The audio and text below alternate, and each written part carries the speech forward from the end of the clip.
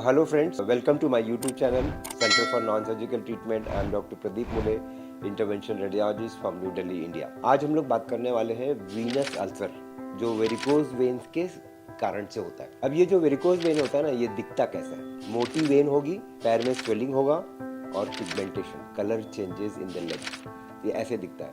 और पेशेंट से भी आप पूछते हो कि प्रॉब्लम क्या क्या है, तो क्या क्या हो सकता है इसमें प्रॉब्लम? पेन हो सकता है, हेवीनेस हो सकता है, पैर में स्वेलिंग हो सकती है, डायलेटेड वेन होगी, पिगमेंटेशन होगा, एक्जिमा भी होता है इसमें, और कई बार लोगों को मालूम नहीं पड़ता है कि ये वेरिकोज वेन है। और उसके बाद में फिर बनता है वीनस अल्सर। वीनस अल्सर एक छाले जैसा होता है। ये दिखता कैसा है?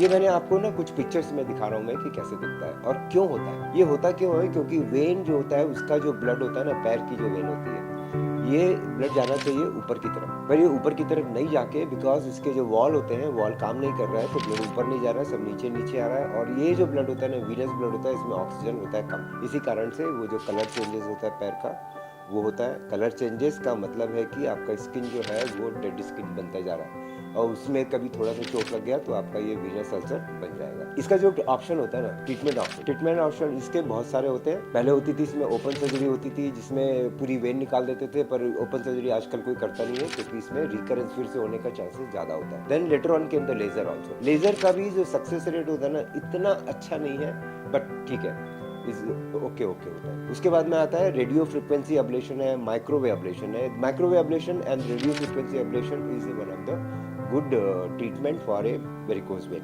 एक ग्लू एम्बोलाइजेशन भी होता है। तो ग्लू एम्बोलाइजेशन जो होता है, ग्लू एम्बोलाइजेशन में सिमिलर तरीके की टेक्निक होती है, बट इसमें ग्लू यूज करा जाता है। और अल्सर जो होता है, जब तक ये जो रिफ्लेक्स है ना, इसमें जो मेन जो वेन होती है, जो ब्लड ऊपर नहीं जा रहा है, ये वेन आपको नैरो करनी पड़ेगी। इसके साइड वाला ब्रांच है, उसको भी नैरो करना पड़ेगा, तब ये वीनस ब्लड यहाँ रुकेगा नहीं, ये फिर दूसरे सिस्टम से सर्कुलेशन में चले जाएगा।